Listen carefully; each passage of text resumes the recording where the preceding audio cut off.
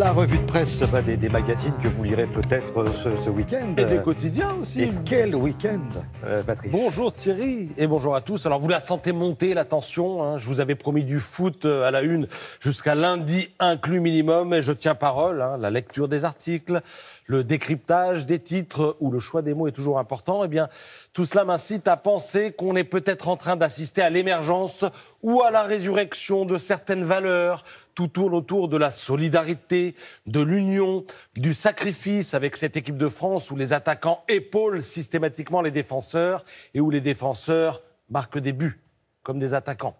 Le fantasme de 98, celui d'une France black blanc beurre, chanté par des commentateurs hâtifs, n'a pas résisté à la réalité, au raté de l'intégration ou à la montée du communautarisme. Lirez-vous ce matin peu ou prou dans le Figaro qui, comme nombre de titres, vante le collectif, le groupe emmené par un anti-héros, bûcheur, laconique, modeste, organisé. Fin de citation. Il plaît tellement, Didier Deschamps, parce que c'est lui dont il s'agit, qu'il y en a même qui s'emballent en imaginant Deschamps à l'Élysée. C'est la une de Marianne. Alors je crois ça pouvoir affirmer que c'est pour rire, hein, bien sûr, car c'est sans doute la dernière, mais alors la toute dernière chose à laquelle Deschamps a pensé pour son avenir. Alors pour ce matin, Thierry, je propose qu'on fasse avec les Bleus comme on le fait les jours d'élection. À J-1, on n'a plus le droit de s'exprimer, de publier un sondage ou de faire campagne. On se ressource, on se concentre, on réfléchit à son vote. Eh bien là, c'est un peu pareil. À J-1, on espère secrètement que la France proposera un feu d'artifice de but face à la Croatie.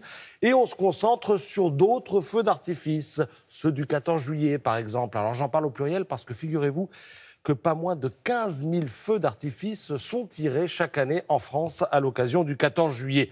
Dans un pays qui compte un peu plus de 35 000 communes, dont certaines sont minuscules, hein, c'est quand même pas mal.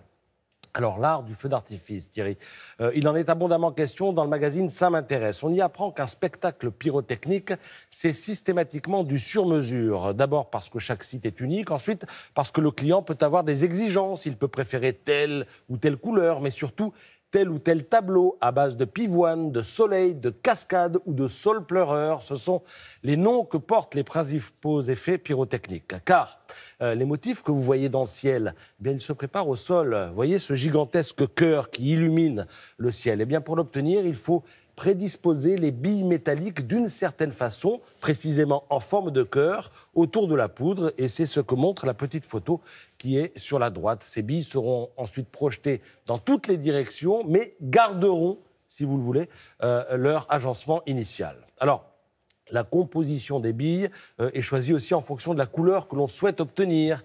Les billes en cuivre, ça donne une couleur bleue. Le strontium, ça donne du rouge. Le barium, ça donne du vert. Et alors, si vous voulez du doré, vous savez ce qu'il faut faire ? Alors ça, je laisse donne ma langue au chat. Vous mettez des billes en fer, tout simplement. Très bien. Voilà. C'est parfait. Et il y aura un très très beau feu d'artifice ce soir. Je pense qu'on va en parler avec Julia Livage qui va nous rejoindre. Merci beaucoup, Patrice.